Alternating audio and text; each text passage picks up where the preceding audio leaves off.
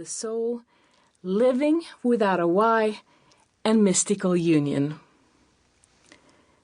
It is my hope that this talk series will heighten your interest in Meister Eckhart and his mysticism specifically, and in Christian mysticism more broadly. Before we launch into our conversation about Meister Eckhart, I want to pause and consider the term mystic or mysticism. What does it mean? Well, mystic is not a term that Eckhart uses to characterize himself. Instead, it is a later designation. The term derives from the Greek mysterion, which indicates sacred mysteries, and the term mystikos, which implies an initiate in the hidden sacred mysteries. In contemporary usage, mysticism has come to mean someone who experiences God through special, extraordinary experiences such as visions, auditions, ecstasies, etc., etc. However, we will use the term in a much broader sense, meaning someone who experiences the presence of God. Moreover, although the term mystic and mysticism often has had more esoteric connotations, as we will see, Eckhart's mysticism is exceptional in its exotericism, that is, in its openness, inclusiveness, and egalitarianism. Now, let's turn to the biography of Meister Eckhart.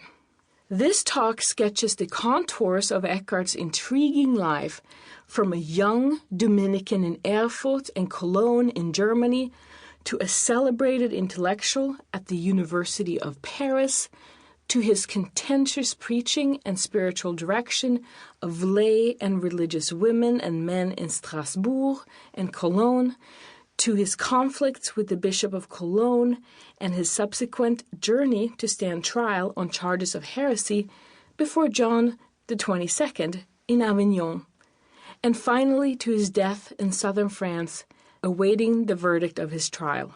Eckhart's whole life is a testimony to his vocation to being both a teacher and a preacher.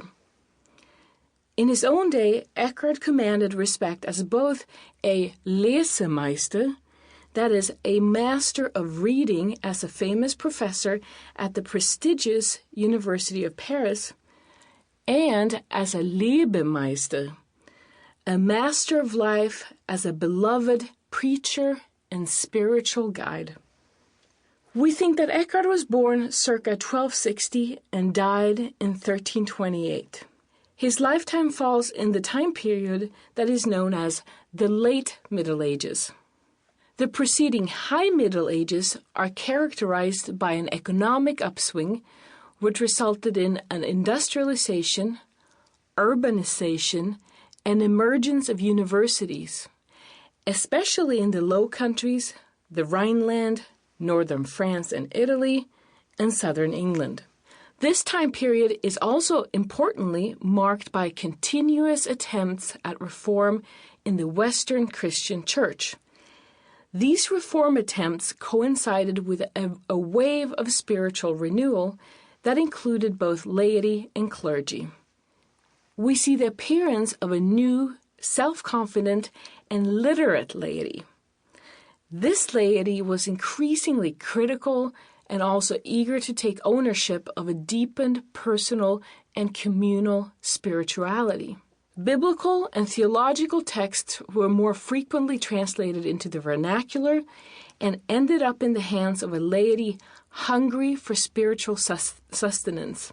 Thus, in the High and Late Middle Ages, there emerges what scholar Bernard McGinn calls the new mysticism, which was propelled by both laity and clergy. The new mendicant orders were in part formed in response to the new spiritual landscape, and the Dominicans especially were founded to combat heresy. Mystical texts were now often composed in the vernacular by women and men, laity and clergy, and people of different social classes, and describe a rich spiritual life and a profound personal and at times ecstatic and even erotic relationship with God.